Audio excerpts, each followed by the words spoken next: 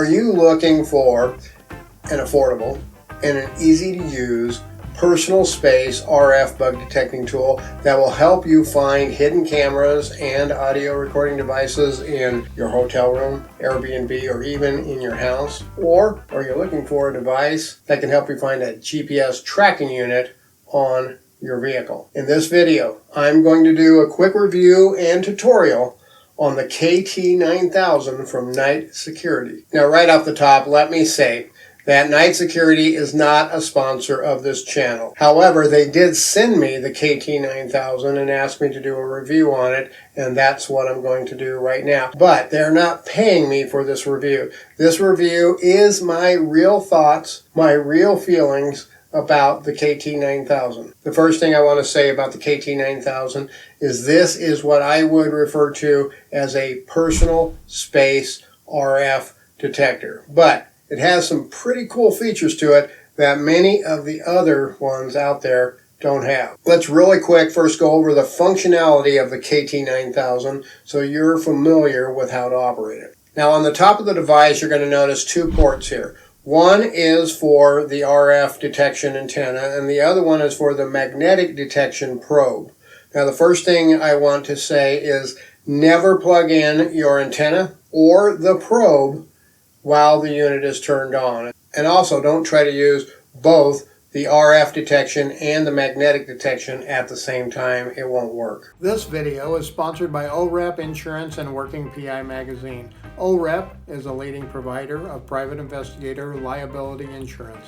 Visit orep.org for a quote today. Now, on the front of the device, you'll notice this switch up here in the top left. It has RF and MA on it. You'll have it in the RF side when you're looking for radio frequencies, when you have the RF antenna in there, and you'll switch it over to the MA for magnetic when you have the magnetic probe in here. There are also two knobs here on the bottom that help you control the sensitivity. The first one is for the radio frequency sensitivity, and the second one is for the magnetic detection sensitivity. And there is a process that you have to go through to use either one of these, and I'll go through that in just a second. Now, besides the RF detection and the magnetic detection, the KT9000 also comes with a lens detector. This is used to detect lenses in hidden cameras, and I'll be going over how to use this device in this tutorial as well. Now, from my experience, most RF detectors will work best if they are fully charged up. So the first thing that you will want to do is make sure that the KT9000 is fully charged. The KT9000 comes with a proprietary charging cable and a USB power block. This is a proprietary cable that has this bullet type of a connector on it, so you need to make sure you keep track of this. All you have to do is plug it in to the power right here on the bottom of it. You plug that in there, plug the other end into an outlet, and when you do that, there will be a light that will emit showing you that it is charging. When it is fully charged, that light's going to go off. The lens detector as well comes with its own cable to charge. It's not proprietary though. This one is a micro USB cable. Now let's go over how to operate the KT9000 in RF detection mode. First, you want to screw the RF antenna onto the top port right here. And you want to make sure that this switch is in the RF mode right on the front. Next, you're going to want to turn on the right knob. You want to turn that all the way on. When you first turn, there's going to be a click, and that's powered on. Now you want to turn it all the way up, and then once you get all the way up, it's going to start indicating RF signals. Now what you want to do is slowly turn it back down till you get to just about right in there, so you can start doing a sweep to look for RF devices. Now the reason when I turn it all the way up, it starts signaling that is because there are hundreds, if not thousands, of radio frequency signals bouncing around me, bouncing around you right now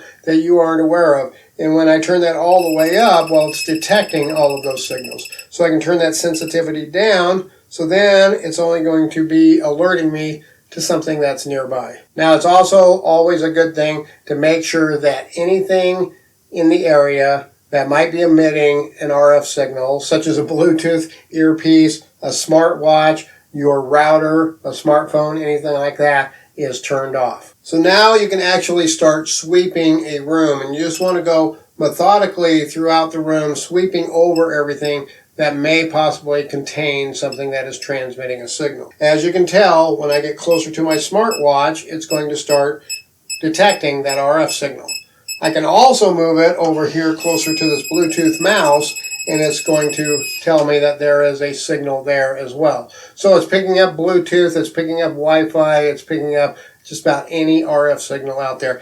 And the KT9000 goes all the way up to 12 gigahertz. So it's going really high, way up into the microwave levels, looking for signals. Now, if you're sweeping a room and you're starting to get signals all over whenever you go around any kind of an object or many different types of an object, it may be that it is actually picking up what's called reflective RF signals. There are radio frequency signals bouncing all over right now, and especially when you get close to metal objects, even glass can reflect RF, or especially anything with a motor like a refrigerator, a ceiling fan, things like that. They can reflect signals from radio frequencies that are out there back onto the device and make it look like there may be something there. This can happen a lot around power outlets, light switches, and even sometimes in a wall if there is a heavy concentration of copper wiring going in there. So my word of caution to everybody, if you're sweeping a wall, if you're just sweeping a blank wall and you're getting a signal and you look on that wall and there's nothing there, well, folks, there's nothing there. Now, is there the potential for something to be inside the wall? Yeah, I suppose possibly, but, unless the KGB or the CIA or somebody like that is watching you, there's probably really nothing there. Trust your eyes. If there's nothing there, there's probably nothing there, and it's a reflective signal. It could be something on the other side of the wall, too, especially when you get to exterior walls. When you get to exterior walls, there could be a gas meter, electric meter, something like that on the outside that it could be picking up. Or it could be picking up the neighbor's cell phone or the neighbor's computer or something like that. So you have to be aware of ghost signals, too, when you're using a device like this, and don't go chasing ghosts. Okay, now let's check the magnetic detection probe and see how it works. First, make sure the KT9000 is turned off. Disconnect your RF antenna and then plug in the magnetic probe and make sure that switch is pushed over to MA. Now this magnetic detector is really nice because it also has a light at the end, and you're going to see that. And when you first turn it on, that light is going to go on. So that's going to tell you are in magnetic mode. If you're still in RF mode, that light is not going to be on. Now you're going to want to turn this all the way up, and then you're going to want to turn your other knob all the way up as well. Now what we need to do is turn this down very slowly. This left knob we want to turn down very slowly, and what we want to do is get it to where that meter right there is right on 5 and the sound goes off. This is calibrating the magnetic detector. So you get it right there on the 5. Now it is ready to start detecting something. So you can go around and you can sweep your vehicle. I always suggest to go up under the bumpers, go around the wheel wells, go through the trunk and everything like that. When it gets close to a magnet, it's going to alert. What I have right there is a GPS device. That GPS tracker has a built-in magnet to it. So that's how you do that. You have to calibrate it, you get it close, and then it's going to alert.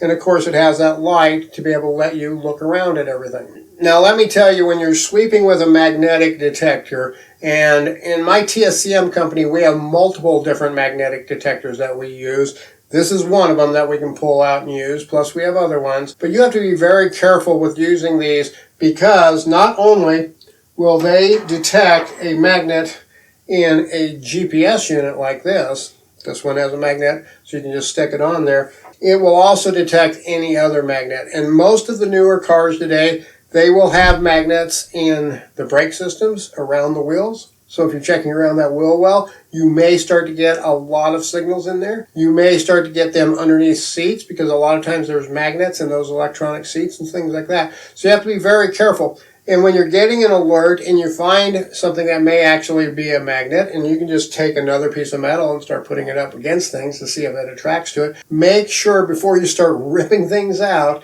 that it is not a crucial part of your vehicle. Most devices that are GPS are going to look something like this, that have a magnet on the bottom. They may be a box that has a magnet on the bottom. Those are very common as well. But you want to make sure that you're not tearing apart things on your car that's going to disable the functionality or the safety of your vehicle. Now let's really quick take a look at the hidden camera lens detector. There's a lot of different types of devices like this out there, but this one's really unique. It's really nice because it's small. It has a button over here on the side that turns it on. You're going to look through this end, not the end with the lights. You're going to look through this end, and when you turn it on, that first click of the switch is going to put it in fast blink mode. See, it's blinking very fast. If you click it one more time, it's going to go into slow blinking mode, and then one more time turns it into constantly on, and a fourth click will turn the unit off. Now what I have here is an actual hidden camera. This looks like and actually functions like a USB charger. It has two ports. You can plug it into the wall. You can charge your devices.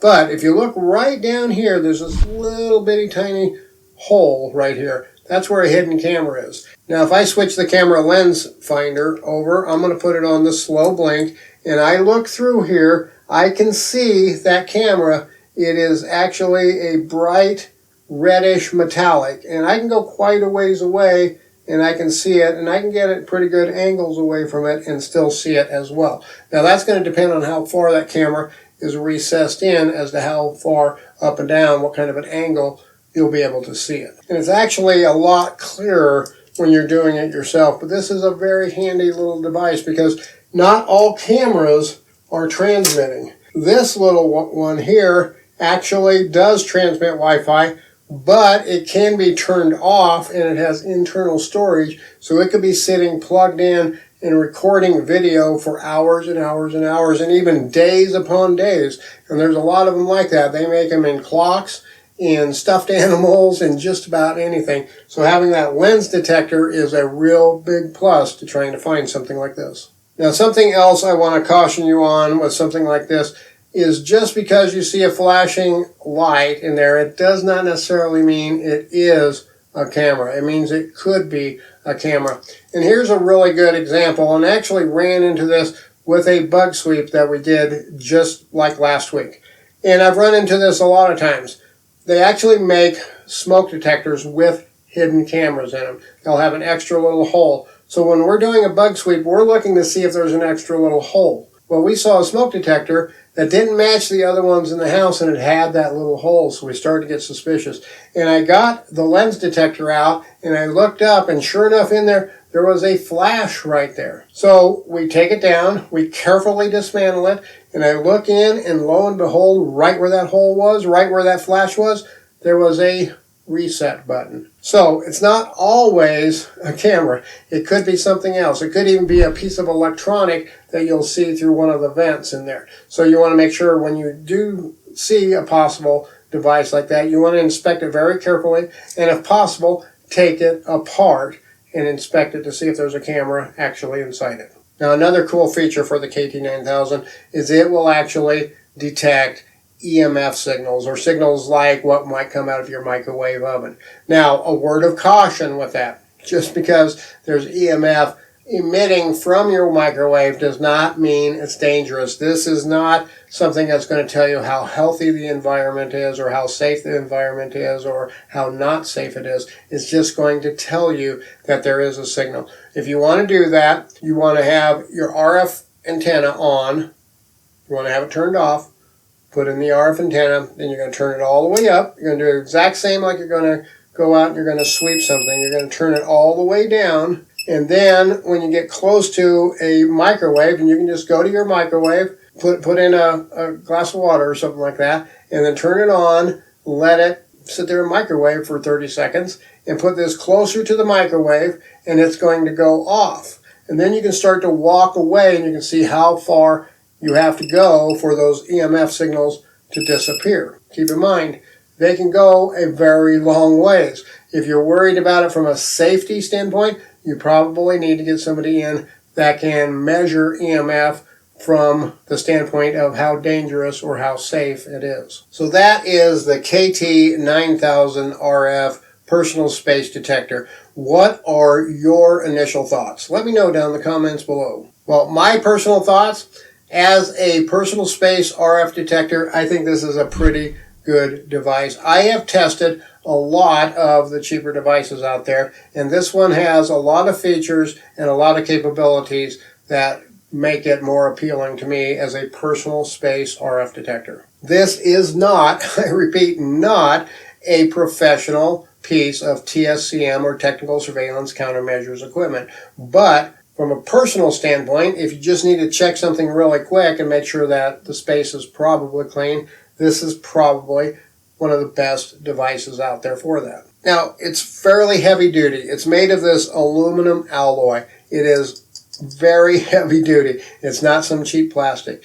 The fact that it has the RF detection and the magnetic detection is really nice. Now, I know there's some of the cheaper models out there that have that too, but this, with having the two different ways to plug things in, you can't accidentally put the wrong thing in the wrong port. And having the knobs on the bottom instead of on the top at first took me by surprise. But after using this a little bit, I realized having these knobs on the bottom make it a lot more functional because I can see the device and calibrate it versus my hand having to be over it and trying to calibrate it. The manual it comes with, it's very well written. It's very easy to understand. It's in plain English. It's very simple. It's very professionally put together, and it walks you through step by step on how to do everything. The battery life on the KT9000 is very impressive too. It has a 3.7 volt, 1500 milliamp lithium polymer rechargeable battery in it, and they tout that it will run 20 to 45 hours. Now, I imagine that difference, 20 to 45, I know there's a big span in there, but it's probably how much power you're putting to it and how much radio frequency it's detecting.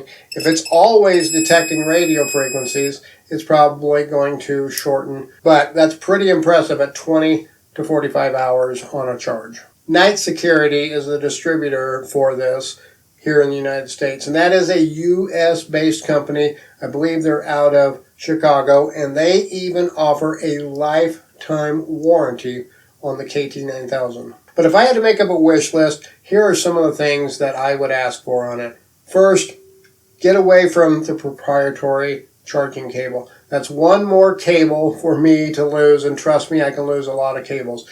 Today, I think if it was in USB-C, that would be really good, or even micro USB, that would be helpful as well. I would also prefer some sort of an indicator when it's fully charged. Right now, when you plug it in and you charge it, there's an orange light that shows you that it's charging. But when it's fully charged, it turns off, and that's really nice. A lot of devices out there don't have that. And a lot of the cheaper devices will also just keep on charging, and if you try to plug it in overnight, you might end up burning up the unit. So it is nice that it tells you, but it would be nice if instead of the orange light just going off, maybe there was a green light that would come on and tell you that it's fully charged. It would also be nice if you could just turn it on, and maybe just that first click, then this might indicate the state of the battery charge. So when you go to use it, you can look and see, is it fully charged or not. Right now, there's no way to tell how much charge is in there. All you can do is plug it in, and it'll tell you if it's charging or not. But that charge time, I think, is about 2 to 2.5 hours. It doesn't take very long. It would also be nice when you're using the magnetic probe if there was a little simpler way besides the calibration process. It's not difficult to get it to calibrate when you have to get it to go to that 5, but it is a little bit cumbersome, and sometimes you'll go down and go up a little, or it'll detect something, then you pull away, and it will need to be recalibrated. It'd be nice if there was some kind of a switch that would just automatically put it into that calibrated mode for the magnetic detection. With the magnetic detector, it would also be nicer too if they had a little different type of a plug here. It's nice. It's just a 1/4-inch plug, just like you would find on an old headphone or a guitar or something like that. But it spins around, and they tell you when you're doing it to hold it in place so it doesn't wiggle around and you end up getting false alarms or false positives on it. It'd be nice if that plug-in was a little bit different. It could even be a screw-in like this, but a bigger one so you could differentiate the two. I would also really like